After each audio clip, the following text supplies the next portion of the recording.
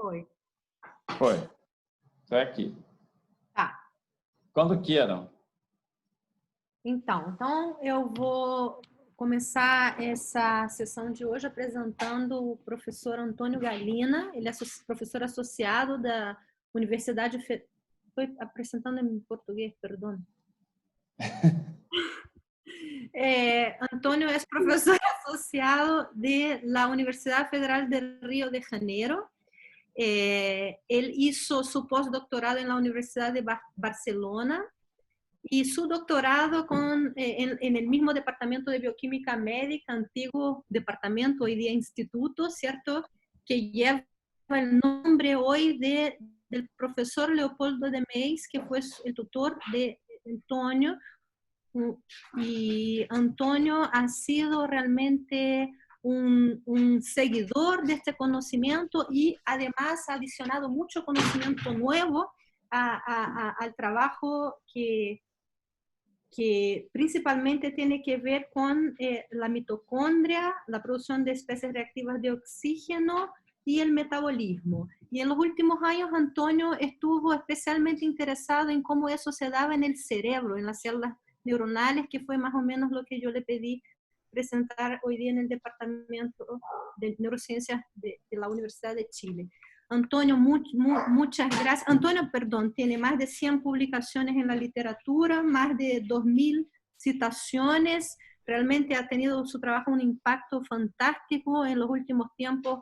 Ha sido merecidamente reconocido por pares con realmente citaciones, premios y etcétera, que condicen con su gran trayectoria. Así que muchas gracias, Antonio, por tu aceptación a la invitación. Muchas gracias, Andrea. Para mim é grande honor estar aqui no Instituto de Neurociência da Universidade de Chile. Vou falar em portunhol porque, aunque não hable muito bem, me sinto muito cómodo e se tenho problemas, por favor, depois sacamos as dúvidas. Bueno, então, para começar essa charla, eu tenho pouco de dificuldade em imaginar o título de meu seminário e pus esse título em inglês, que é Coupling Glucose Phosphorylation to Oxygen Use in Brain Mitochondria. Would it be a fine redox tuning? Aí eu vou tentar demonstrar que passou. A tradução melhor para esse título seria algo como que involucrando o flujo de oxígeno nas mitocôndrias cerebrais. Esse tinha algum tipo de controle fino do metabolismo redox. Então, para que se tenham uma ideia, seria como que se nós tivéssemos um sistema como uma bici, uma bicicleta, que tem uma corona e o peão, que há uma relação de comprometimento, de causa-efeito entre uma coisa e outra. Então, que quando ponemos a força do músculo das pernas em el pedal da bici, da bicicleta, isso é transmitido essa informação a um conjunto de sistemas de engrenagem que transmite a informação e traduz em movimento. Me gostou muito o cartaz que André ha hecho, que isso pouco menciona isso, por acaso, por pura casualidade, e que nós, então, temos que, quando apreciamos o sistema nervoso central e os cérebros, vemos que em mamíferos há uma grande variedade de morfologia e de tamanhos. Então, por exemplo, temos animais muito pequenos, mamíferos muito pequenos, que têm como que 170 miligramas de cérebro, hasta elefantes, mamíferos muito grandes, que têm um peso muito maior, como que o humano está aqui para representar, que tem aproximadamente 1,5 kg. Pero a conferência vou focar em ratos, que têm uma relação de aproximadamente 2 gramas de cérebro para um peso corpóreo de 300 gramas. Então, a pergunta seria que se existiria um compromisso entre el oxígeno y la glucosa en la diversidad del sistema nervioso centrales. Pero si nosotros vamos a mirar el consumo de oxígeno por el cuerpo en humanos, la relación, né, del consumo de oxígeno por gas carbónico expelido dá uma ideia do cociente respiratório, que significa a nós ter uma aproximação da fonte de nutrientes que está sendo oxidado. Então, os diferentes tipos de nutrientes, como gordura, graças, proteínas e os açúcares, têm diferentes relações e que, se vamos a mirar em particular o cérebro, vemos que essa relação é cerca de 1. O cérebro consome um montão de glucosa, como que aproximadamente 2 ou 1 quilo de glucosa por semana. Então, por aí lá vez que durante a vida de uma pessoa vai como que tranquilo a mais de 3 toneladas de glucosa só para o cérebro, que corresponde a um peso muito pequeno do corpo. Então, aquela relação de 1 é o mesmo que 6 entre a relação de oxígeno e glucosa, que corresponde à taxa de remoção de glucosa e de oxígeno entre a entrada e a saída das artérias e vasos e veias do cérebro, em que esse coeficiente se aproxima muito da equação da combustão clássica, né, de Lavoisier, de preferência de oxidação da glucosa. E essa relação entre o consumo de oxígeno e glucosa é hecha na mitocôndria. Então, nesse trabalho que me gusta muito, que é um trabalho de 1988, do Morgan Hughes, ha medido, por diferença de remoção de glucosa e oxígeno, a relação em pacientes que são acometidos com doenças mitocondriais, mas outros mais focados em miopatias, pero que sem nenhuma evidência de disfunção em sistema nervoso central. E que se mira a relação em diferentes pacientes, vê que a relação obedece à estequiometria esperada del 6, pero em pacientes que têm disfunções mitocondriais que afetam o sistema cerebral, que têm mutações, essa relação cambia muito, diminui, sugerindo que a relação de aporte energético no cérebro compromete muito as funções neurológicas e seu desenvolvimento.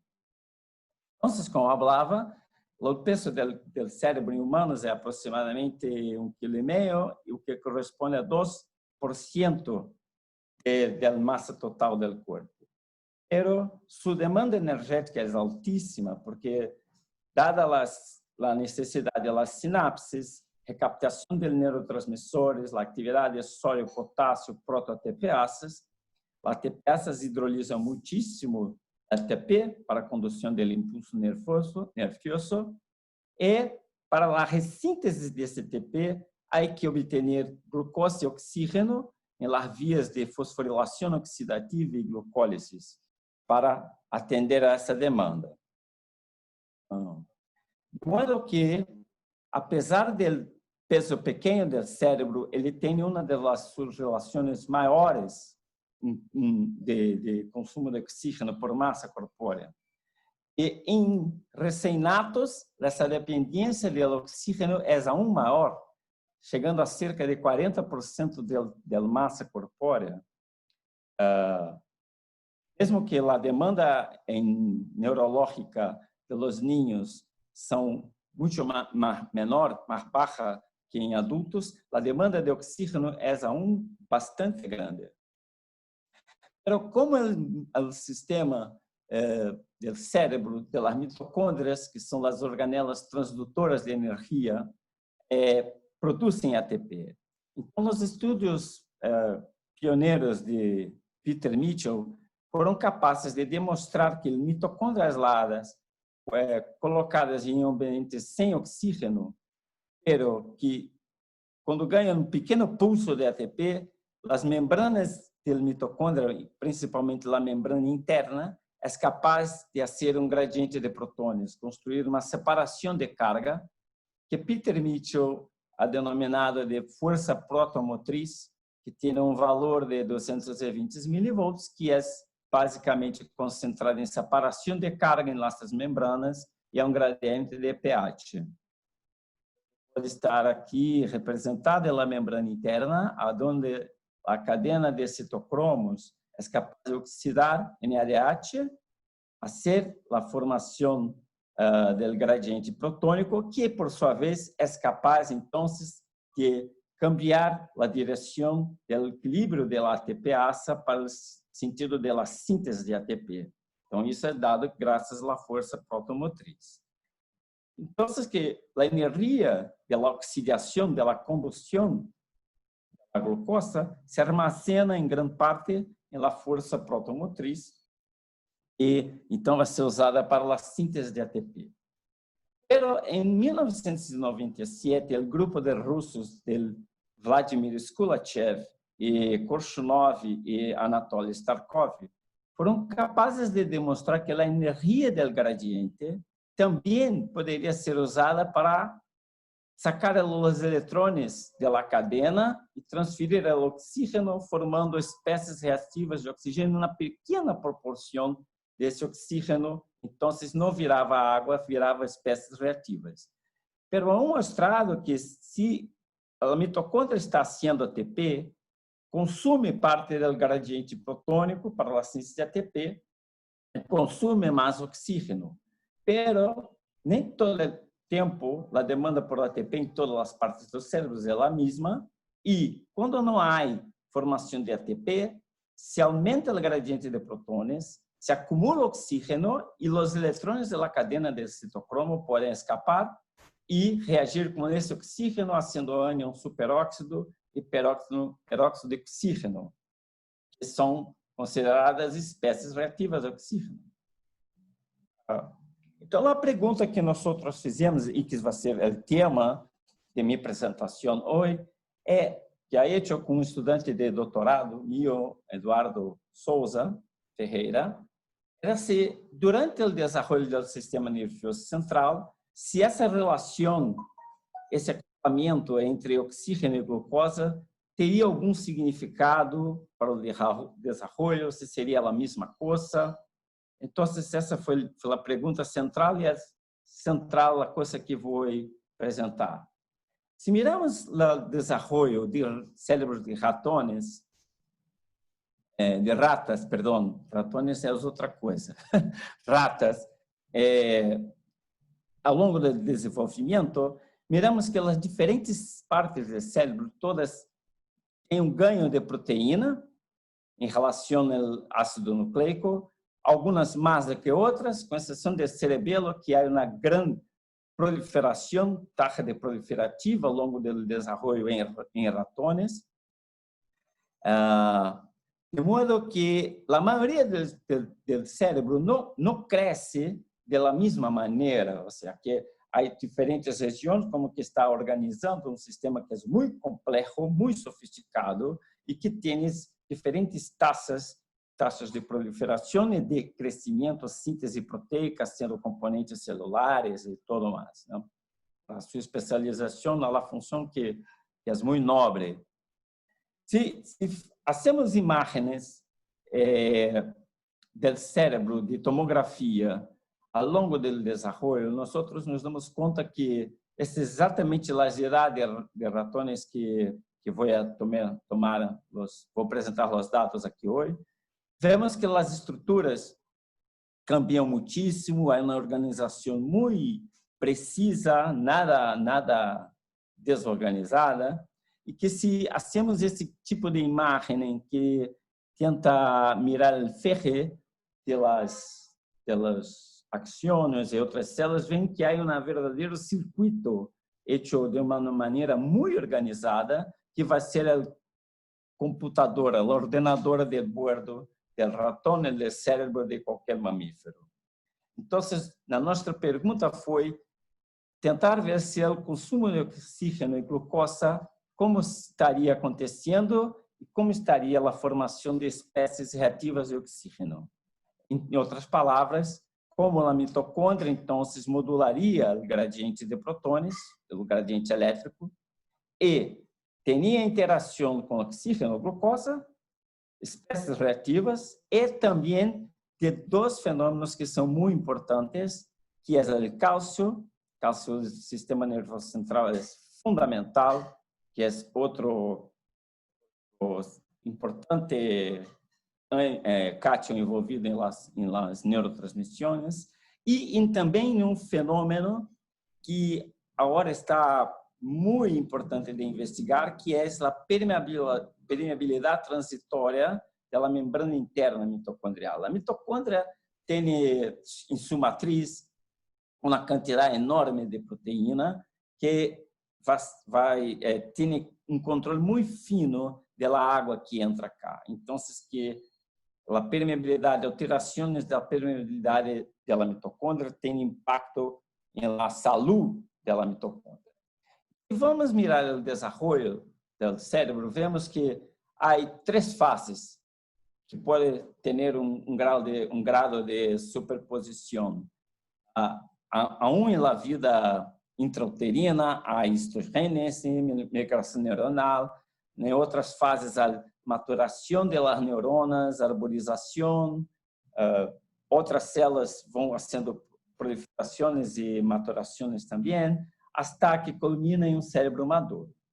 E se nós ponemos em check, avaliando esses componentes, vemos que nós sabemos um pouco, é uma especulação, que talvez essas coisas oscilem de maneira diferente ao longo do desenvolvimento e que isso, a lo mejor, possa ter algum papel.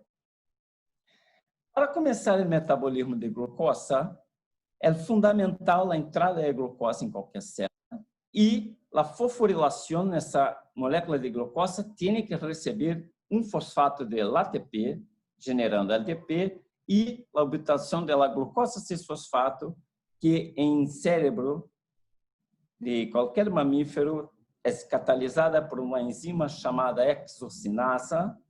Essa glucosa 6-fosfato é fundamental para seguir diferentes vias do metabolismo.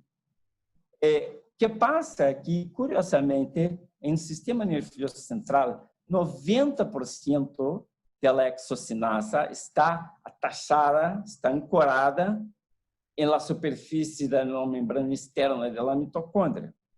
Então, catalisando a reação que eu disse. De modo que, isso é um esquema para mostrar isso, a hexoquinasa pode capturar o ATP hecho por la fosforilação oxidativa, fosforilar a glucosa, sendo a glucosa 6, e as mitocôndrias são famintas por ADP, então que isso entra num circuito ATP de troca, de câmbio ATP-ADP, e a hexoquinase, então, que favorece a síntese de glucosa 6-fosfato. Então, praticamente 90% da glucosa que entra em las neuronas e astrócitos, está bem demonstrado isso também, vai começar a ser essa ciclagem.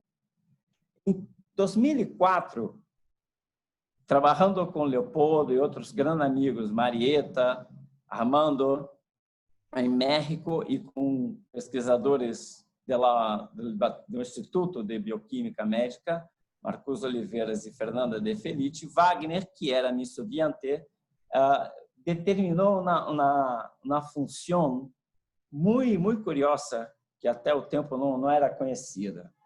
A presença de glucosa em excesso para as neuronas fazia com que as neuronas aumentassem muitíssimo os níveis estacionários de espécies reativas de oxígeno, medido por essa sonda DCFLA.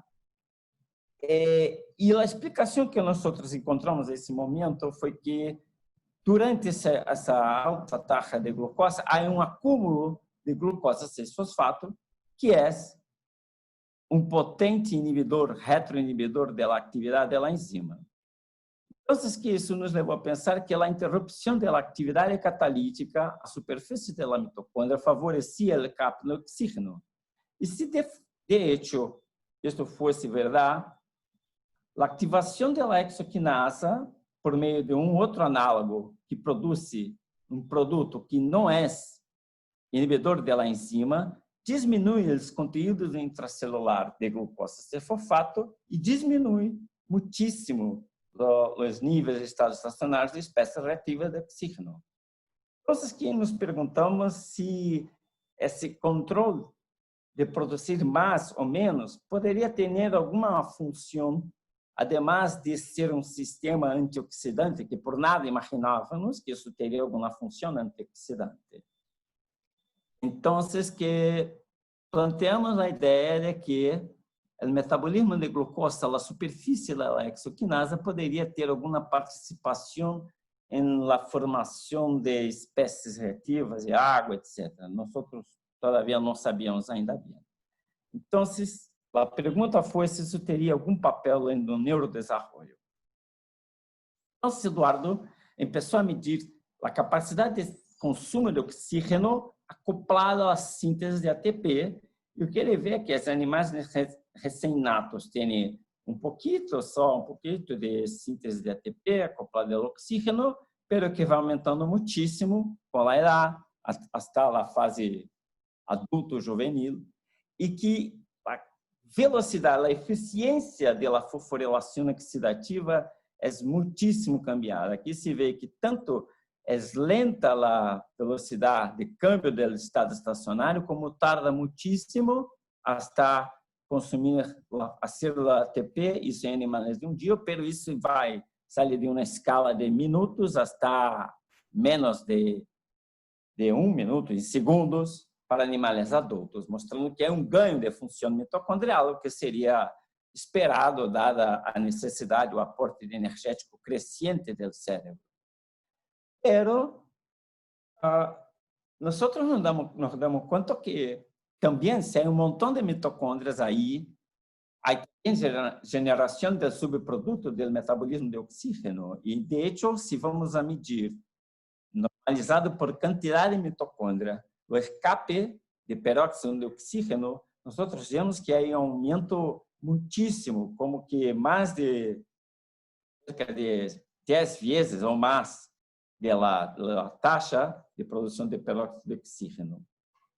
Então, nós pensamos que, bueno, sem problema, se produz esse montão de peróxido de oxígeno, deve ter um sistema eficiente antioxidante que também aumenta, acompanhando essa necessidade de tamponamento das espécies reativas de oxígeno, de amortiguamento do peróxido de oxígeno. Então, nós fomos a medir, Eduardo começou a poner mão em dois sistemas que são em cérebro muito eficientes para a depuração do peróxido de oxígeno. O sistema da tioredoxina redutasa e da glutationa peroxidasa e redutasa. Então, medir esses sistemas ao longo do desenvolvimento, e o que passou foi que para o sistema de glutationa temos esse resultado que foi para nós uma curiosidade absurda, ou seja, que por nada aumentava, não havia um câmbio significativo lá mesmo ao longo da idade em que se produzia peróxido, o mesmo não se correlacionava muito bem com a quantidade de produção de peróxido de oxígeno com a idade. Bueno, o sistema da peroxidase, glutationa peroxidase, tampouco cresceu, mostrando que era o sistema todo não acompanhava a produção mitocondrial de peróxido de oxígeno. Você disse, Eduardo, vamos ao sistema de tioredoxina, que esse sim deve estar muito fortemente ligado ao desenvolvimento. A nossa surpresa era pior do sistema da tioredoxina. Com a idade, o sistema da tioredoxina quedava muito deprimido, havendo uma correlação negativa com a idade. Então, isso nos levou a pensar que havia um câmbio no paradigma de que as espécies reativas seriam uma espécie ruim, mala, tóxica, e nós vimos uma correlação muito estreita da hexoquinasa, que por nada é uma enzima involucrada em sistemas antioxidantes, com a quantidade de peróxido de oxígeno formado. A atividade era associada à ligação da enzima, às diferentes cidades e também a seu receptor, que é o canal de iônio dependente de voltagem, VDAC, que também aumenta e tem uma correlação muito forte das coisas. Então, que pensamos que a própria mitocôndria tem seu sistema, pensamos que talvez a fosforilação da glucosa, a superfície da mitocôndria, poderia estar de alguma maneira envolvida com o consumo de oxígeno. Então, com a diferença, vamos a medir o total, por exemplo, se temos uma quantidade máxima de ADP para estimular a respiração, e medimos o quanto havia de fosforilação de glucosa ao longo da idade. O que se pode ver mirar é que, com o passar da idade, há cada vez mais o compromisso, o coupling de uma coisa com outra, de modo que a mitocôndria aislada é capaz de explicar muitíssimo bem a relação de 6 entre o consumo de oxígeno e a fosforilação de glucosa, o consumo de glucosa. Então, que bastava esse acoplamento já explica bem. Então, que pensamos que, bueno, se os sistemas antioxidantes enzimáticos não acompanham bem, vamos ver se a atividade da enzima pode tamponar. E, de hecho, uma pequena ativação da exoquinase já reduz muitíssimo cambios na atividade e, portanto, no escape de peróxido de oxígeno. Aqui é a mesma coisa, normalizado. Então, que teríamos que, se a enzima está com sua atividade inibida por la glucose 6, favorece a formação de peróxido de oxígeno, e se ativa a enzima, cambia o equilíbrio para a água. Então, que a flutuação da atividade da exoquinasa favorece esse câmbio. O controle está cada vez maior com a idade. Se vamos a medir outro parâmetro que é muito importante na neurotransmissão e na neuroplasticidade, seria o cálcio. A mitocôndria, elas albergam, elas tamponam o cálcio, e o cálcio que vem da mitocôndria é muito importante para favorecer a liberação do neurotransmissor. A pergunta seria que teria na exoquinasa acoplada à mitocôndria algum papel na regulação do transporte de cálcio? Então, é importante notar que tanto as espécies reativas de oxígeno com o cálcio podem promover, se não estão bem regulados, a transição da permeabilidade do poro de transição, e a mitocôndria pode perder fatores que são, inclusive, têm papel pro-apoptóticos. Então, que o poro de transição se está inibido, a mitocôndria mantém uma alta força protônica, pero quando se perde o poro de transição, ele perde o gradiente, e isso pode resultar em morte celular, apoptose, ligadas a várias disfunções. Recentemente, esse artigo, usando na sonda fotoestável, aí tinha o papel do cálcio na formação do poro de transição. Então, que se põe cálcio em demasiado, a mitocôndria começa a aumentar sua permeabilidade, entra um montão de água e ela incha, faz um swelling, desorganizando e perdendo as estruturas. Em alguns tipos de situação, esse câmbio é muitíssimo grande, pode incluso permitir o extravasamento do conteúdo da mitocôndria, o que pode ter implicações muito graves, né? Então, fomos a medir se essa coisa da manipulação do manejo de cálcio poderia estar acoplada de alguma maneira à exoquinase. Então, fomos a medir, Eduardo mediu diferentes pulsos de cálcio em 3 situações, com a desoxiglucosa, a atividade da exo ativada, ou com a atividade da exo inibida por subproduto, a glucosa 6. E o que vemos é que a mitocôndria vai engolfando o cálcio até atingir uma quantidade máxima. Aqui é o plot de quanto resta de cálcio, fora da mitocôndria, e vamos que em animais recém-natos, a quantidade de cálcio não cambia com os estados da exo, da atividade, e tampouco há variações, aí alguma coisa em torno de 300 nanomoles. Entretanto, com animais de 60 dias, se vê câmbios dramáticos e, para nossa surpresa, se a atividade da exo é favorecida, cambia primeiro muitíssimo, com a idade, a capacidade de captação de cálcio sai de 300, pode chegar a 3.000, ou seja, 10 vezes mais com a idade, e a exo favorece muitíssimo o armazenamento de cálcio, o tamponamento de cálcio. Se a exocinase está inibida, se então regula este parâmetro, passa para como se não houver atividade.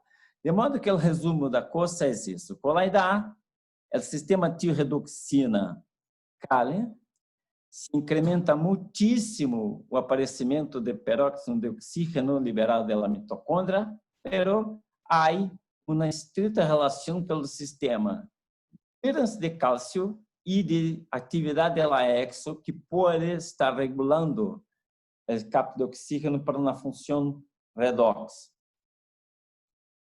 Esse trabalho foi publicado no ano passado e que está aqui nessa periódico, que vocês podem mirar em detalhes tudo isso. E qual é a implicação nesse tipo de coisa?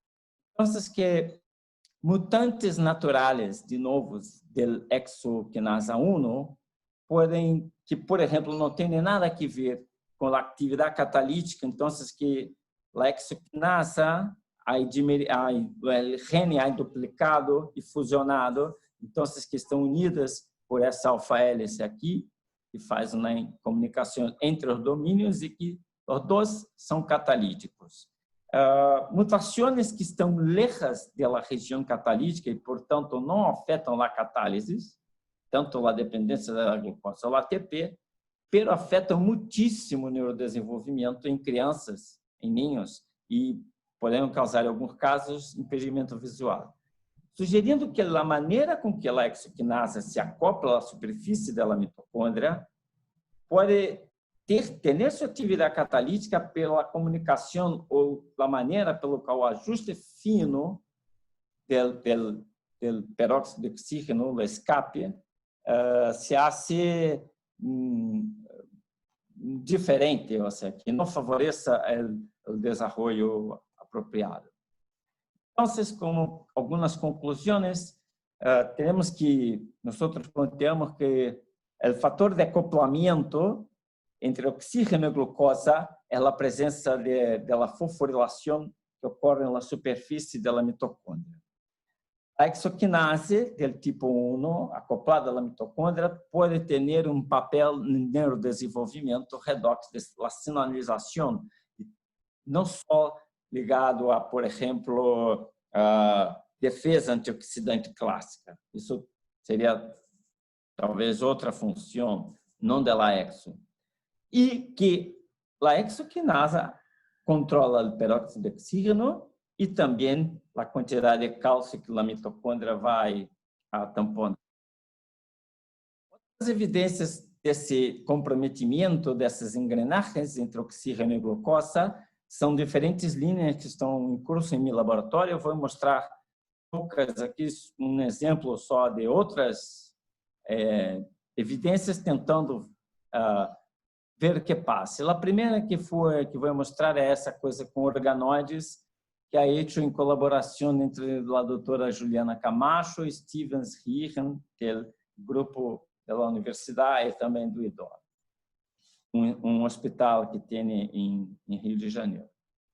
Então, o que Stevens é capaz de fazer é essa coisa que para mim é muito rara, muito estranha, que põe uma sopa primordial, que eu não sei que tem aqui, perdão, esse caldo, com esse tipo de agitação, põe precursores neurais que, com seus estímulos apropriados, se desenvolvem espontaneamente em minicórtex, que então fomos a medir, Juliana Camacho foi a medir comigo, a taxa de consumo de oxígeno nesses mini córtex, nesses organoides, e quando é medido que há consumo raro, ou seja, que não é estado estacionário do organoide, tanto que oscila. Então, que tem essa coisa oscilatória no consumo de oxígeno, este gráfico está com glutamato, mas sem glutamato, pero aún se nota o consumo de oxígeno. Nós pensamos, bueno, o aparelho esse está com defeito, e não é verdade, porque é um método polarográfico feito com eletrodo de oxígeno. Pero medimos, ao mesmo tempo, simultaneamente, o aparecimento de peróxido de oxígeno. E o que nós vimos é que com peróxido de oxígeno é um método totalmente distinto, que é óptico. Miramos que há oscilações nas ondas de peróxido e que se hacemos a superposição de los dois, veremos que há fases que há consumo de oxígeno e pouca liberação de peróxido. Mas quando o consumo de oxígeno se queda, há muita liberação de peróxido, de modo que há uma coisa que se altera entre uma coisa e outra, o que, de certa maneira, remete às oscilações de peróxido de oxígeno que nós hemos mostrado. Também um pouco menos, porque não estava ativado, mas também logramos ver essa dissintonia. Se nós temos em conta as tomografias de PET scan, que usam o análogo da glucosa, fluodesoxiglucosa, nada mais é do que um mapa do consumo de glucose em cérebro, onde se vê que o cérebro não consome o tempo todo a glucose da mesma maneira. O cérebro normal, há regiões que consomem muitíssimo mais que outras, e com as doenças neurodegenerativas, como, por exemplo, Alzheimer, se nota claramente que a taxa de consumo de glucosa, se cai muitíssimo.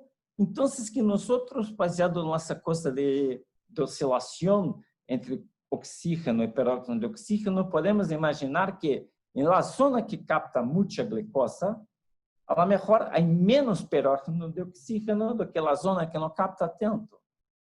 Então, que se nós dia logramos fazer um mapa do peróxido de oxígeno, nós vamos ver que o cérebro tem também flutuações em nível de peróxido de oxígeno e, portanto, uma modulação dinâmica do estado.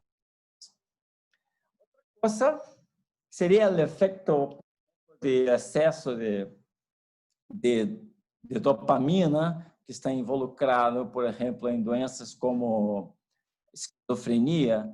Então, usando progenitores neuronais humanos, Gabriela Cis, que era minha doutoranda, a medido receptores dopaminérgicos D1 e D2 e trata nos progenitores com excesso de dopamina para mimetizar uma situação de excesso de neurotransmissor, e vemos que o escape de peróxido de oxígeno extracelular é muitíssimo aumentado.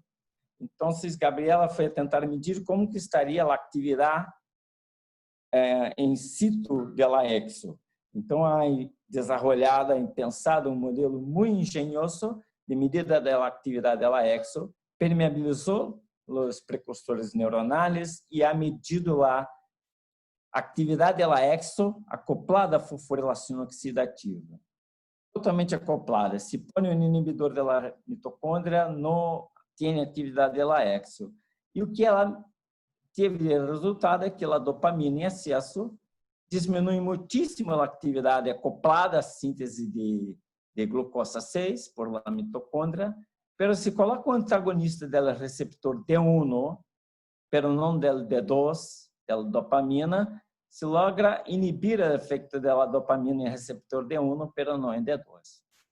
Sugerindo que é uma conversa entre os receptores e a exoquinasa associada à mitocôndria. E, finalmente, João Paulo Albuquerque comparado a atividade da exo acoplada à mitocôndria em córtex contra hipotálamo, para tentar ver se seria a mesma coisa. Hipotálamo é uma região que está envolvida em várias funções, dentre elas controle de fome e saciedade, por exemplo. Então, que isolou sinaptossomos de diferentes regiões corticais e hipotalâmicas. Aqui são só para mostrar que ha logrado ter marcadores, populações de sinaptossomos enriquecidas em córtex e em hipotálamos. O conteúdo da mitocôndria é basicamente o mesmo, pero curiosamente, então que se põe dor de oxiglucose para induzir a respiração, a coisa acontece igual em córtex hipotálamo, portanto, sem diferença, pero a atividade da exo, acoplada à fosforilação oxidativa, é menor em hipotálamos do que em córtex, e a atividade da exo, acoplada em córtex, como já demonstrado, há potente efeito inibidor da produção de peróxido de oxígeno. Entretanto, em hipotálamo, essa função não acontece. Quer dizer, a exoquinasa não consegue inibir a produção de peróxido. E qual é a importância desse hipotálamo? Então, que dos estímulos que vêm da cadeia dos eletrões é o peróxido de oxígeno, que, quando em uma associação de pós-prandial, quando acabamos de comer, irá produzir, por excesso de aporte de equivalentes redutores, escape de peróxido de oxígeno. Esse peróxido de oxígeno, que hace? Inibe as neurônios PONC, ativa, as neurônios PONC, e inibe o AGRP, que vai produzir uma sensação de saciedade. Portanto, ROS, espécies reativas de oxígeno, peróxido de oxígeno, é importante para a saciedade. Em contrapartida, quando estamos em uma situação de fome, muito tempo sem comer, há menos aporte de eletrões à cadena, menos ROS, e então que uma inibição da atividade elétrica das células PONC e ativações de AGRP, o que dá fome, hambre. Uma pergunta que poderíamos nascer nós outros é que talvez a exocinasa, por exemplo, se é incapaz ou se tem alterações e pode inibir ou não produzir a produção de ROS, pode desbalancear a sensação de fome e saciedade. Recentemente, nossa hipótese foi confirmada pelo trabalho de Vladimir Skolachev, mostrando que, ademais dessas funções que eu demonstrei para vocês, há uma proposta de um programa anti-envelhecimento. Espécies que são muito longevas parecem ter o conteúdo da exoquinasa muito ligado à mitocôndria. Esse trabalho do grupo do professor Vladimir Skolachev se baseado muitíssimo no trabalho de Wagner Seixas da Silva e do nosso grupo aqui em Rio de Janeiro, que nos deixou muito contentes da comprovação de uma hipótese. E se especula que espécies que são longevas, como, por exemplo, os morcegos, não se fala morcego, eles, para sua idade, por exemplo, eles têm um peso muito parecido com de ratones, ratas, por exemplo. E essas espécies vivem muito mais que os ratones. O que Vladimir Skolachev conseguiu mostrar foi que em cérebro dos morcegos, eles são potentes, a atividade da exo está muito tempo aí, então que os morcegos vivem muito, voam, andam aglomerados e não têm SARS-CoV-2. Enquanto que nós outros humanos que hemos evolucionado há muito menos tempo, vivemos aglomerados, volamos, mas estamos aqui sofrendo o efeito da pandemia, a melhor por descontrole no sistema imunológico dessa interação da exo com as mitocôndrias, mas isso deixaremos para uma outra situação. Então, a conclusão seria que nós temos uma un acoplamiento entre la exo y la mitocondria, a donde esas funciones son importantes y tenemos que aún investigar con más detalle para saber las diferentes posibilidades de regulación y respuesta del sistema nervioso central. Eu agradeço muitíssimo aos meus estudantes, posto que eu não seria capaz de fazer esses experimentos todos, então que outros professores do nosso instituto e de fora han colaborado comigo, são pessoas que me inspiram muitíssimo a fazer os experimentos, e as agências de fomento que passamos por um momento muito difícil, onde elas têm um papel crucial, e agradeço muitíssimo por estar conseguindo fazer uma boa ciência com pouquíssimo com os ataques que as agências estão sofrendo em nosso país. Deixo vocês então com esta obra de Audrey Noel, que é como se as mitocôndrias então tivesse lá a equação de Mitchell, muito bonito, e graças por la atenção de todos.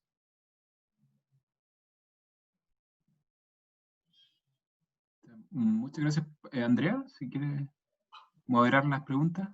Bueno, ok.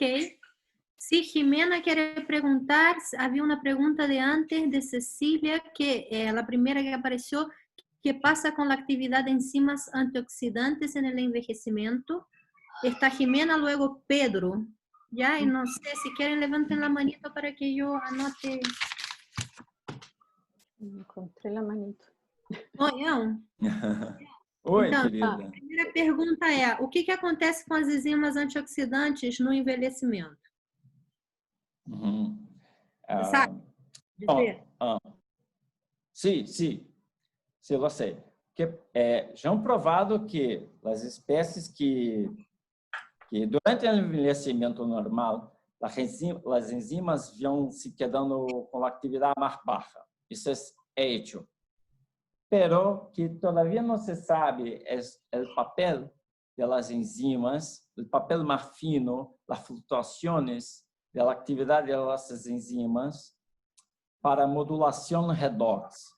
O sea, hay diferentes vías de transducción de señal que necesitan de especies de oxígeno. Entonces, claro que con el envejecimiento, las mitocondrias van se poniendo peor, van escapando más electrones de una manera descontrolada y las especies tienen una función importante. Ya han conseguido demostrar que, por ejemplo, si hacen una superexpresión de la catalasa direccionada para la mitocondria, tiene catalasa en citosol, peroxisomo y la mitocondria. Solamente a catalasa endereçada para a mitocôndria se consegue aumentar a expectativa de vida de ratones. Camundongo, né? Sim, sim. Com ratones. Então, há uma função em desenvolvimento e envelhecimento, há uma função. Mas, todavia, pode ser que seja uma parte da função do envelhecimento, que há outros fatores que aún não estão claros. Creio que seria pouco isso. Mi pregunta tiene que ver, bueno, con las diferencias entre las mitocondrias de glía y las mitocondrias de neuronas, porque durante el desarrollo, particularmente durante el primer mes, hay mucho menos glía que neuronas en el cerebro de mamíferos. Entonces, porque ahí recién empieza realmente el desarrollo de glía. Entonces, quisiera saber si parte de las diferencias en el desarrollo que tú estás observando podría tener que ver con eso. Y una pregunta técnica, si es que las mitocondrias de cerebro in vitro, de los experimentos que tú mostraste in vitro, ¿eran de cerebro completo o eran específicamente de neuronas o de glía? Tá. Sim, Jimena, né? Jimena? Sí, sí. Sí. Muchas gracias. Excelente pergunta. Eu diria a vós que as mitocôndrias que nós estamos trabalhando, são total, global, o sea, Okay. o cérebro inteiro, o sea, no, de hecho é uma limitação de nosso estudo, porque podemos separar em mitocôndrias não sinápticas e sinápticas, que pode Claro. ser uma mistura, e recentemente é tido um grupo de Max Planck que ha logrado separar as mitocôndrias de tipos celulares distintos, muitíssimos. No, es muy difícil, sí. Sim, e, por exemplo, células ganglionares tampam o cálcio de uma maneira muito distinta das mitocôndrias que vêm de neurônio. Então, aún há uma complexidade de resposta a cálcio, pelo menos que eu sei, muito grande. Bueno, essa é uma limitação. Nós não conseguimos hacerlo aqui em Rio de Janeiro, a separação desse nível. Mas é possível, nós todavia não conseguimos aún investigar, por exemplo, como seria as mitocôndrias ganglionares ou astrocíticas, mas as duas sabemos que têm a exoquinase atrapada, ela tem. Qual foi a outra pergunta? Era com relação ao desarrollo y el porcentaje de glía en el cerebro. Seguro que sim, seria uma boa. Nós não investigamos. Eu não sei te informar daquela população que eu isolo, que tem a exo, de onde vem. Provavelmente pode ser muito mais de glia e pouquíssimo lá neurona, o que talvez fomos capazes de detectar é o incremento das mitocôndrias e da exoquinase associada às neuronas. E ela mejor não cambia muito lá da glia. Mas são questões ainda muito boas e todavia sem resposta, abertas. Esperando ainda por uma boa... Una última pregunta cortita. ¿Han investigado mitocondrias de no mamíferos? De no mamíferos? Sim. Todavia está em curso. Eu tenho uma ideia radical. Estamos estudando as mitocôndrias de Drosophila melanogaster. Lo pregunto porque yo trabajo en Drosophila y es mucho más fácil hacerlo todo. Sim. Podemos colaborar. Por enquanto, estou mirando as Drosófilas. Há uma de deserto de Mojave, mojavenses, contra a Drosophila melanogaster, e as mitocôndrias são muito distintas, muito diferentes. Pelas drosófilas não tem a exo ligada à mitocôndria. Não tem. Desafortunadamente não. Pero há um sistema de ciclagem que nós também estamos muito interessados em investigar, que é, por exemplo, da arginina quinase. Analogamente à creatina quinasa, os insetos, os artrópodos não têm creatina quinasa, tem a arginina quinasa, que fazem uma ciclagem de ATP-ADP por meio de arginina. Então, que fazem arginina, então, que estamos aí. Esse é digamos assim, a ideia que nós vamos investigar, mas todavia não é logrado poner. Eu penso, talvez, a melhor em expressar, não sei se é possível, expressar a exoquinase 1 em Drosophila e ver o que passa, para ver, porque se expressa, é provável que se vá ligar a mitocôndria, então seria uma pergunta boníssima desse tipo. Muito bem, graças. Graças. ¿Alguna otra pregunta? Bueno, yo tengo una por mientras. Tonhão, por favor. Muito obrigada pela apresentação. Aprendi muito também como disciplina aqui com ela. Então, minha pergunta é: ¿qué sabes tú de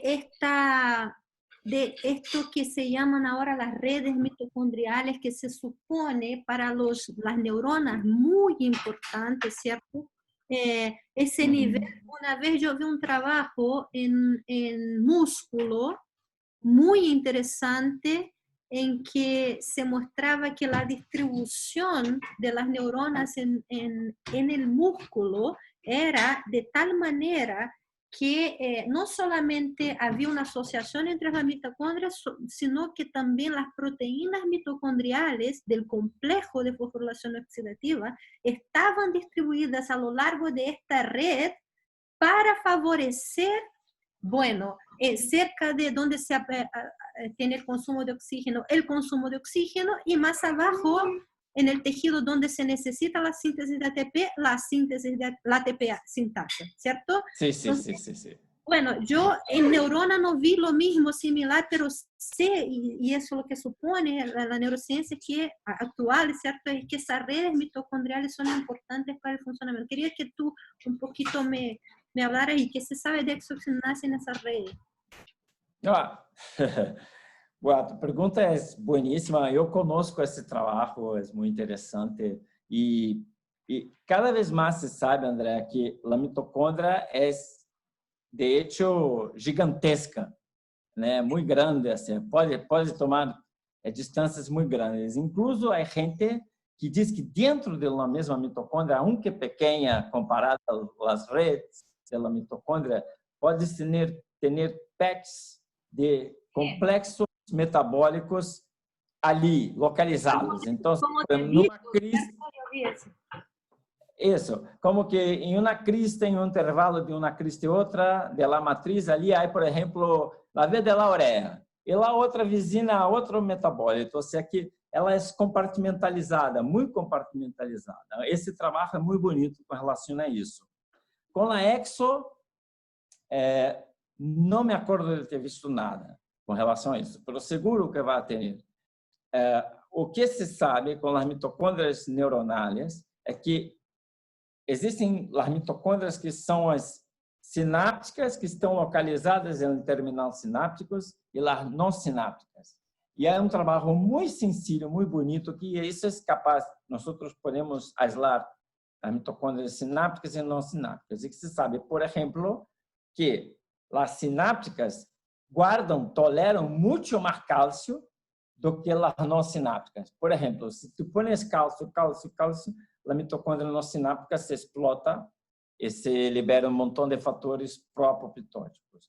As mitocôndrias sinápticas têm uma capacidade de tolerância a cálcio muitíssimo esperado, porque se abre canais que são ionotrópicos, por exemplo, em NMDA, ele abre, entra cálcio, sódio, a mitocôndria está aí como que tamponando. Seria interessante mirar se há diferenças, como nós conseguimos mirar que a atividade da EXO influencia a capacidade de estocagem de cálcio, a la mejor, as mitocôndrias que não são sinápticas têm menos exoquinase e assim um tipo de balanço diferente. Pero o que eu sei é que as exos meio que viajam, né? As neuronas ficam dando para lá, para cá, tem um movimento retrógrado, anterógrado, que hace caminhos diferentes e seguro que pode ter trocas de compartimentos entre mitocôndrias que estão indo para lá e para cá, ou seja, seria um tema muito bonito. Isso é o que eu sei. Não sei se respondi a tua pergunta. Sim, mas... totalmente. Eu não sei se há mais perguntas, estamos um pouquinho passados do tempo, sim, porque são hasta as 13. Perdona, eu me passei da hora. No, está súper bien, súper bien. Sí, muy buena onda. Obrigado, Pedro. Muy interesante. Muchísimas gracias de mi parte, hermano. Sí. Gracias. Mierda. Contento. Bueno. Perdona por los errores del portuñol. No, excelente, se entendió súper bien. Sí, todo bien. Fome nomás era Fome. Tú sabes que... Tengo fome. Fome.